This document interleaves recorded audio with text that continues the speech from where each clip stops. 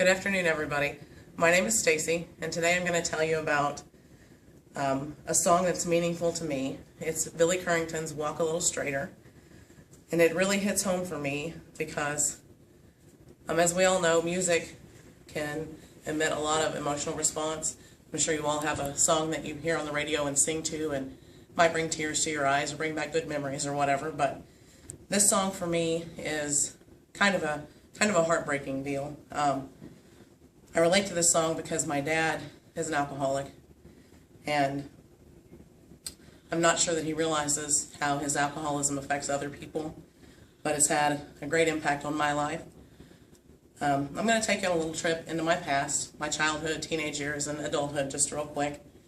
So let's continue, and I will tell you a little bit about my childhood. There was a lot of times as a child that I wasn't even sure that my dad knew my name. If he needed me for anything, if he called me, it was, "Hey girl." He didn't call me Stacy, he didn't call me honey, he didn't call me anything else. It was just, "Hey girl." And to this day, it's still that way. If I call him on the phone, "Hey girl."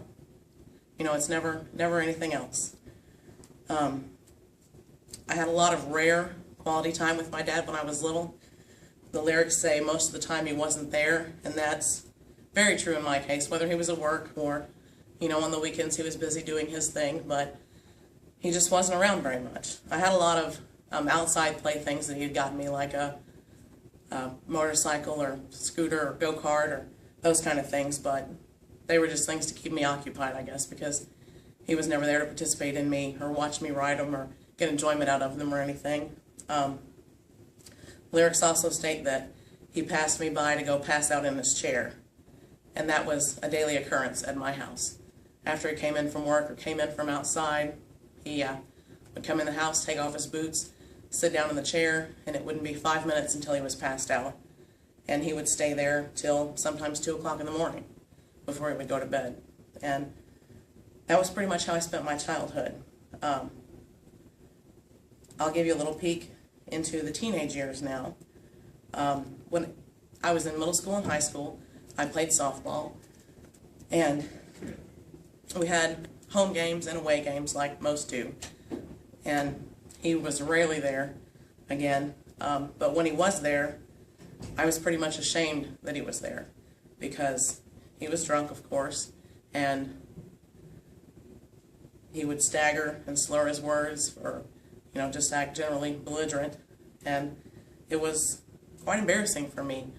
We live in a small town, and everybody knew he was my dad, but, you know, I didn't want to be associated with him, even though they already knew. So I was quite ashamed, and as a teenager, I guess I paid more attention, but I learned that his drink of choice was Red Label Pop-Off vodka. And he would keep it in the brown bag just like it came from the liquor store, except he didn't just have a bottle. There was a bottle beside his chair in the house. There was one on the seat of his truck, one under the seat of his truck, and God only knows how many he had outside. So you know that alcoholism is a shameful thing if you have to hide it from your family and everybody else. But, you know, that was kind of what I had to deal with as a kid. And now, even as an adult, I find myself having to be a parent to my parent. I've never gotten in trouble. I've had one speeding ticket, but, you know, I've never went to jail or anything like that. But I can't say as much for him. He's been in more trouble in the last 10 years than I've been in my entire life. He's had many DWIs and gone to jail numerous times, and I've had to be the one to go bail him out. And, you know, go to the jail and see him and get the keys to his truck and go take it somewhere. And the most recent time, about 5 years ago, he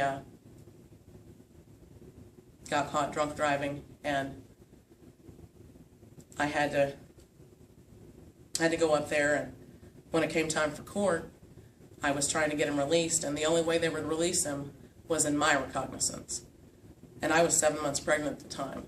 So he got out, but he had to be on house arrest at my house with my 2 other children there. And I knew then that I wasn't going to go down for him. so I had to make sure that he did what he was supposed to do and where he was supposed to be when he was supposed to be there, because I wasn't going to jail over his stupidity. And there comes a time when people that won't help themselves, when you just can't help them anymore. You give and give and give, but when they won't do anything for themselves, there's no use in you trying, because it's not going to do any good. And they're just going to suck the life out of you. So after that, I vowed that I wasn't going to help him anymore. If he got in trouble, he was going to be on his own. He spent a 120-day shock in one of the prisons here in Missouri. And of course, I had to take him up there the day he was supposed to be there and go get him on the Greyhound bus when he came back. And I don't think he realizes that his choices have affected me so much. And I don't want my kids to ever go through that. And the lyrics say, my kids will never have to say, walk a little straighter.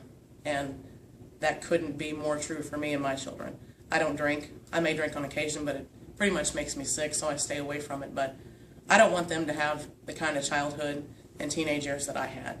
I don't want them to have to go through that. And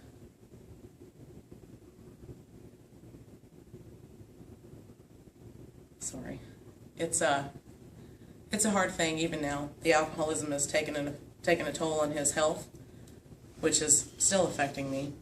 And I don't want my kids to have to go through that and have to see that. But I've just taken you guys on a little trip into my life and why Walk a Little Straighter rings home for me. I hope you learned a little bit about me and why I identify with this song so much. Thank you guys for listening.